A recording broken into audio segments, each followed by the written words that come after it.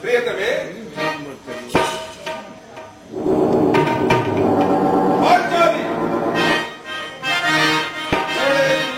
ಚಿಂತಾಕ್ರಾಂತವಾಗಿರುವುದು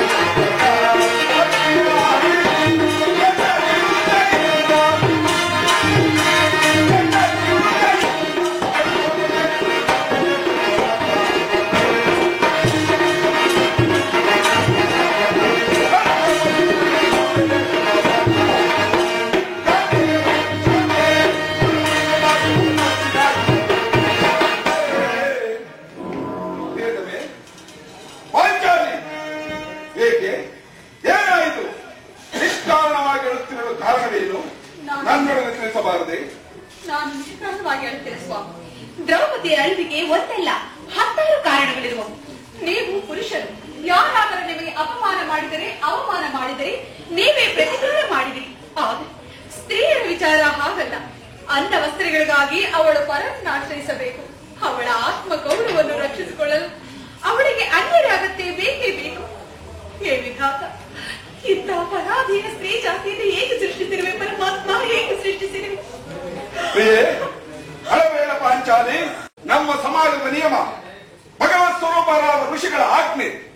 ಪತ್ನಿಯನ್ನು ದೂತದಲ್ಲಿ ಪಣವಾಗಿಟ್ಟು ನಮ್ಮ ಸಮಾಜದ ನಿಯಮ, ಭಗವತ್ ಸ್ವರೂಪರಾದ ಋಷಿಗಳ ಆಜ್ಞೆ. ಪತ್ನಿಯನ್ನು ದೂತದಲ್ಲಿ ಪಣವಾಗಿಟ್ಟು ಸೋಲುವಂತೆ 6 ಮನುಷ್ಯರೇ ನಿಮಗೆ ಆಜ್ಞೆಯನ್ನು ಮಾಡಿದವರಲ್ಲ. ಪತಿಗಳು ತಪಸ್ಸು ಮಾಡಿ ಪಡೆಯಬೇಕು. ನಿಮ್ಮಂತಹ ಪತಿಗಳು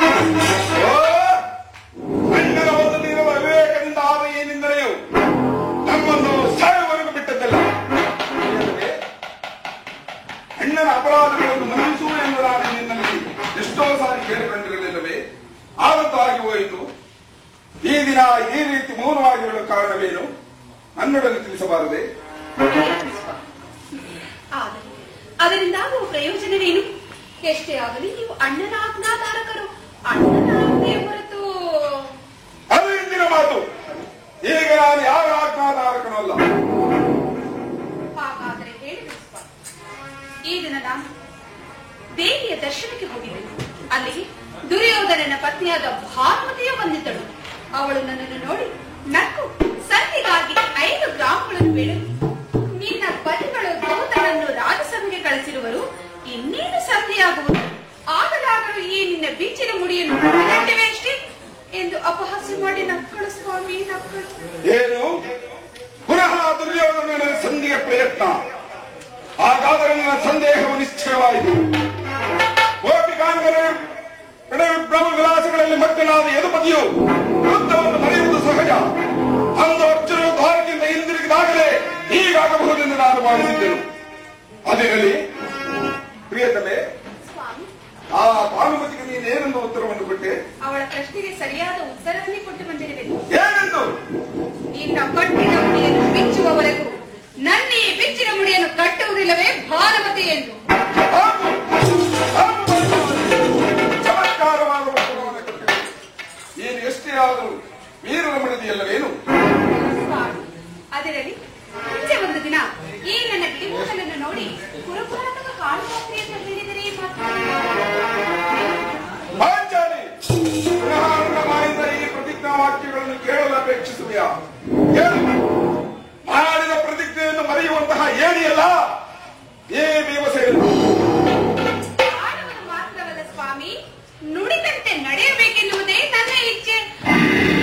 ಸುಮ್ಮನೆ ಇಚ್ಛಿಸಿದ್ರೆ ಏನು ಪ್ರಯೋಜನ? ಎಷ್ಟೇ ಆಗಲಿ ನೀವು ಅಣ್ಣನ ಆಜ್ಞಾಧಾರಕರಲ್ಲವೇ? ಪುನಃ ನನ್ನನ್ನು ಕೆಲಸ ಬೇಡ ಪಾಂಚಾಲಿ. ಈಗ ನಾನು ಯಾರ ಆಜ್ಞಾಧಾರಕರಲ್ಲ. ಶಾಂತಿಯನ್ನು ಬಯಸುವವರು ಸತ್ಯ ಸಂಸ್ಥಾನದಲ್ಲಿ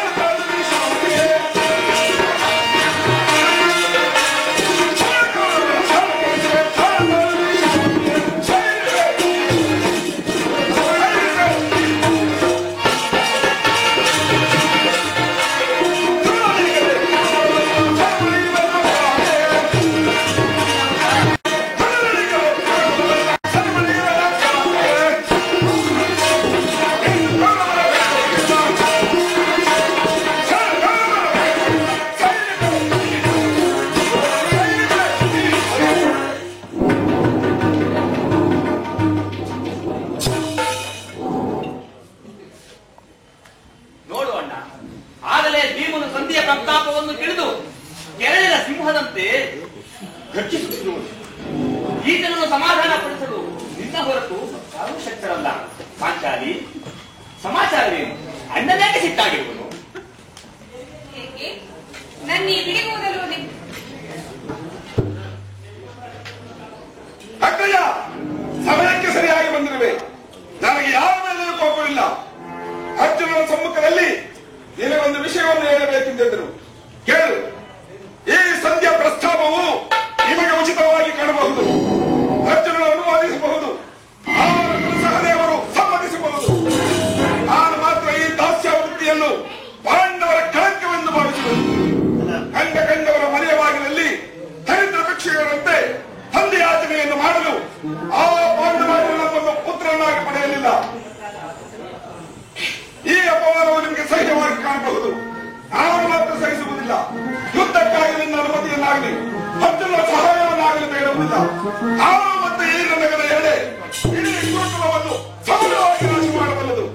ನೀವು ನಿಶ್ಚಿಂತೆಯಾಗಿ ಸಂಧ್ಯಾ ಪ್ರಸ್ತಾಪದಲ್ಲಿ ತೊಡಗಿರಿ. ನನಗೆ ತೋರಿದ್ದನ್ನು ನಾನು ಮಾಡುವೆ.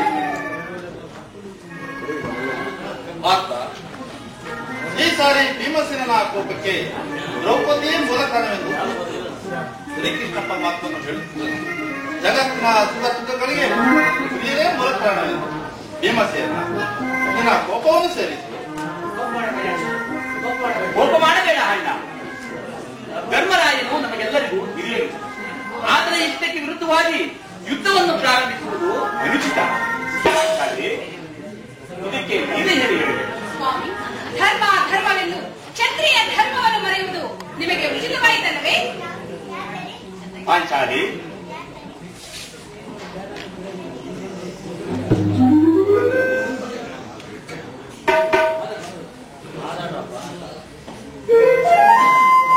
ಏನಿದು ಕೋಲಾಹಲ?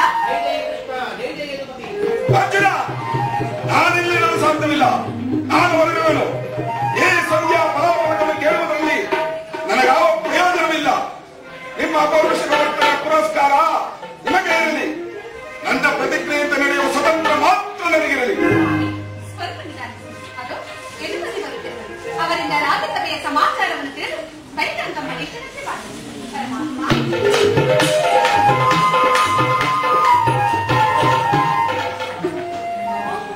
ಪಾಂಡವರ ಪ್ರಣಾಮವನ್ನು ಸ್ವೀಕರಿಸುವುದು ವಿಜಯಶಾಲಿಯಾಗುತ್ತದೆ. ನೀವು ಹೋದ ಕಾಲವೇನಾಯಿತು? ಹೋದವರಾರು ಕೃಷ್ಣನಲ್ಲವೇ? ಅಂದರೆ ಎಲ್ಲವೂ ನಾನು ನಿರೀಕ್ಷಿಸಿದಂತೆ ಸಮರ್ಪಕವಾಗಿ ನಡೆಯಿತು. ಸಂಧಿ ವಿಚಾರಗಳು ನಡೆದಷ್ಟೇ ನಡೆಯಿತು. ಪಾಂಚಾಲಿ, ನಾನು